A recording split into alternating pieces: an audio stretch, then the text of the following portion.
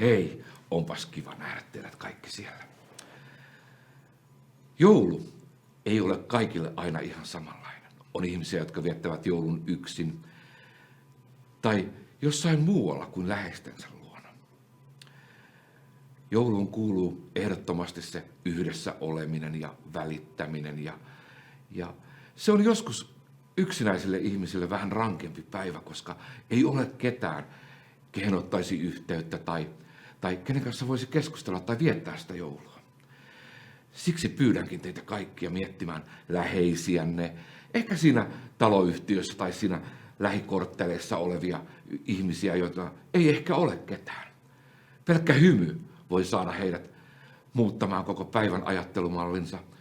Ja jos tuntuu oikein siltä, että haluaisi mennä juttelemaan, niin rohkaisen vaan, että käykää kysymässä, että hei, mitä kuuluu ja oikein hyvää ja rauhallista joulua.